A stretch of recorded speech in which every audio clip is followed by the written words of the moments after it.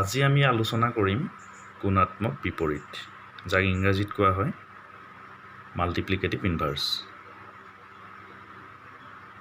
Last ভিডিঅ'টোত আমি আলোচনা কৰিছিলোঁ যোগাত্মক বিপৰীতৰ বিষয়ে আৰু তাৰ হোমৱৰ্কো দিছিলোঁ মই। আজি আমি আলোচনা কৰিম গুণাত্মক বিপৰীত সংখ্যাৰ বিষয়ে।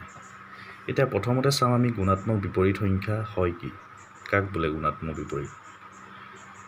তো তাক ইয়াৰ সংজ্ঞা হৈছে যে দুটা সংখ্যাৰ পূৰণফল 1 হ'লে, যিকোনো দুটা সংখ্যাৰ পূৰণফল যদি আমি 1 পাওঁ, তেতিয়া কি ক'ম আমি, সংখ্যা দুটাৰ এটাক আনটোৰ গুণাত্মক বিপৰীত বুলি। ঠিক আছে, অৰ্থাৎ দুটা সংখ্যাৰ পূৰণফল 1 হ'লে সংখ্যা দুটাৰ এটাক আনটোৰ বিপৰীত গুণাত্মক বিপৰীত বুলি কোৱা হয়। ঠিক আছে, ধৰা দুটা সংখ্যা, আমি যিকোনো দুটা সংখ্যা a আৰু b ল'লোঁ। এতিয়া a আৰু b যদি পূৰণ কৰি আমি 1 পাওঁ যদি, তেতিয়া আমি কি ক'ম, a bৰ হৈছে গুণাত্মক বিপৰীত বা b aৰ হৈছে গুণাত্মক বিপৰীত। ঠিক আছে, গতিকে এইটো বুজিবলৈ আমি এটা উদাহৰণ লওঁ। উদাহৰণটো হৈছে 7। এতিয়া 7ক এনেকুৱা এটা ধৰণৰ সংখ্যাৰে পূৰণ কৰিব লাগিব যিটো সংখ্যা পূৰণ কৰিলে আমি 1 পাওঁ। তোমালোকে নিজৰ মনতে কৰি চোৱা কেনেকুৱা ধৰণৰ সংখ্যা হ'ব পাৰে, ভাবি চোৱা।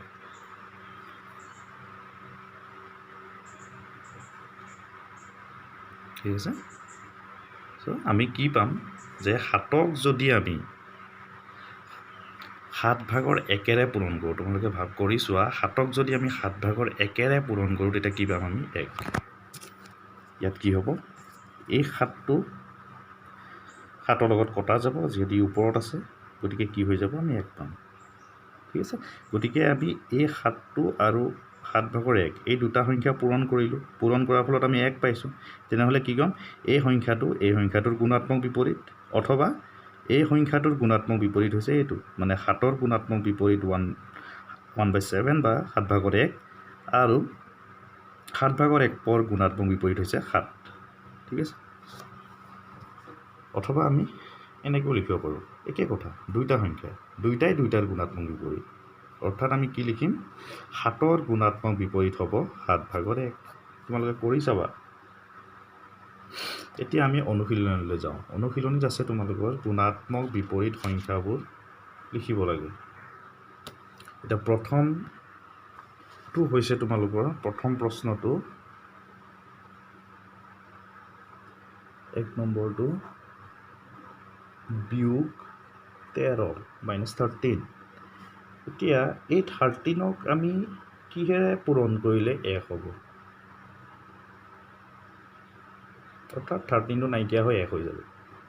আমি আগতে যি ধৰণে কৰিছিলোঁ তেনেকৈ আমি ইয়াতো কৰিম, যে 13ক -13ক যদি আমি, এতিয়া এটা কথা মন কৰিবা, ইয়াত যিহেতু মাইনাছ আছে, গতিকে আনটো সংখ্যাও মাইনাছেই হ'ব লাগিব, মাইনাছত থাকিব লাগিব। যদি আনটো সংখ্যা মাইনাছত নাথাকে, আমি উত্তৰটো মাইনাছত পাই যাম, আৰু উত্তৰটো মাইনাছত পাই গ'লে কি হ'ব, সেইটো গুণাত্মক বিপৰীত নহ'ব। গতিকে আনটো সংখ্যা কিহত থাকিব লাগিব, মাইনাছত থাকিব লাগিব।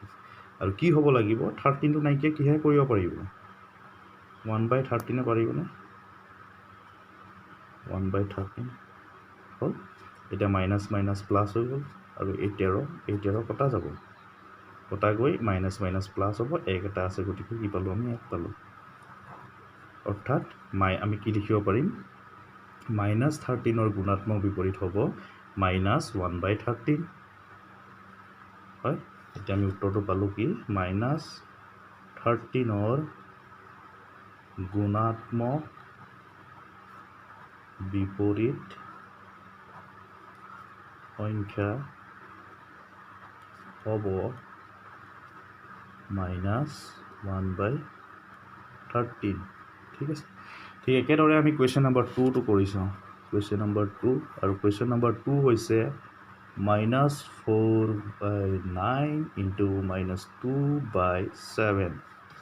ইয়াত হৈছে কি, যে দুটা সংখ্যাটো অলপ জটিল হৈ আছে, গতিকে এই জটিল সংখ্যাটোক আমি সহজ কৰিলোঁ, ওপৰৰ দুটা পূৰণ কৰিলোঁ, তলৰ দুটা পূৰণ কৰোঁ।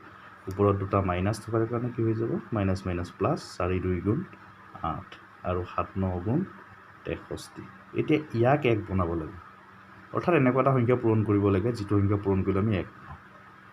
চিম্পুল, আমি কি কৰিম, ইয়াত যদি 8/63ৰে ইয়াক যদি আমি পূৰণ কৰি দিওঁ, তেতিয়া কি হৈ যাব, এই 8 কটা গ'ল, এই 63 কটা গ'ল ইয়াতো 1 ইয়াতো 1 1 এগুণ কি হ'ব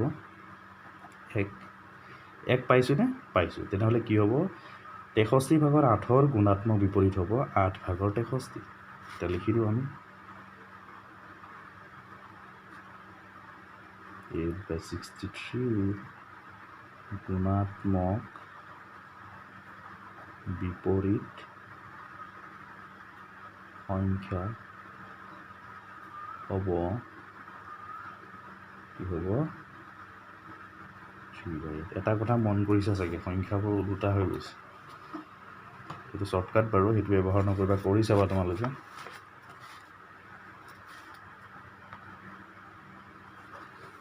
আনটো হৈছে মানে কুৱেশ্যন নম্বৰ 3 -2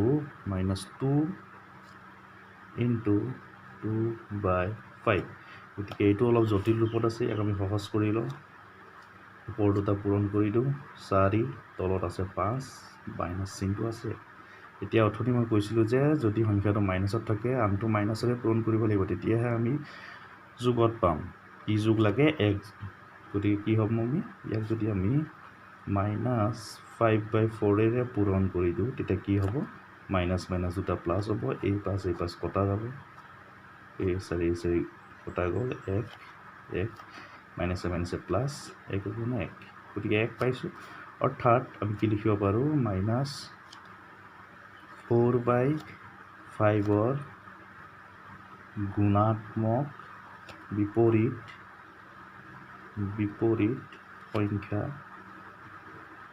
সংখ্যা হ'ব -5/4 ঠিক আছে এতিয়া নেক্সট আছে question number 4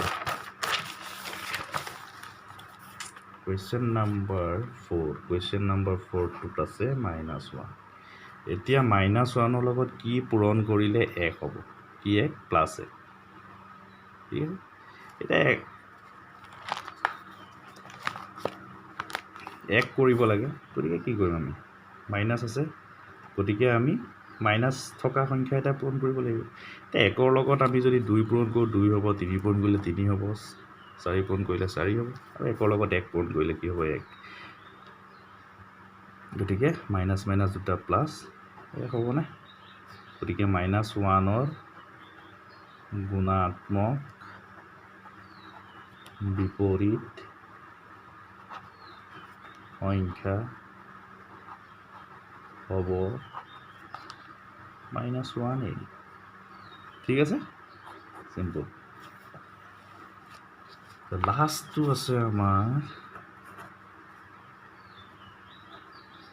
2n/5 5/2n question ঠিক আছে এতিয়া ইয়াক আমি 1 কৰিব লাগে ইয়াক 1 কিহে কৰিম এইটো নাইকিয়া কৰি 1 কৰিব লাগে গতিকে তলত কি থাকিব লাগিব 2n এটা থাকিব লাগিব এইটো 5টো আঁতৰিব লাগিব গতিকে ওপৰত 5 এটাই থাকিব লাগিব ঠিক আছে গতিকে 2n কটা গ'ল 5 কটা গ'ল আমি কি পালোঁ এতিয়া 2n/5ৰ গুণাত্মক বিপৰীত সংখ্যা হ'ব 5/2 চিম্পল তোমালোকে পূৰণ কৰি চাবা আৰু 1 পাব লাগিব যদি 1 পাই যাওঁ তেনেহ'লে এটা সংখ্যাৰ গুণাত্মক বিপৰীত যিটোৰ লগত পূৰণ কৰিছোঁ সেইটো হ'ব ঠিক আছে এতিয়া তোমালোকে দুটামান হোমৱৰ্ক লিখি লোৱা হোমৱৰ্কৰ উত্তৰবোৰ কৰি দেখুৱাবা হোমৱৰ্ক প্ৰথম লিখা কুৱেশ্যন নম্বৰ 1 99 নটো স্পষ্ট হোৱা নাই 99 কুৱেশ্যন নম্বৰ 2 লিখা 7/98 কুৱেশ্যন নম্বৰ 3 লিখা কুৱেশ্যন নম্বৰ 3 লিখা 42/2 * 1/6 কুৱেশ্যন নম্বৰ 4 লিখা -100 ঠিক আছে এই চাৰিটা কৰি দেখুৱাবা কমেণ্ট লিখি আৰু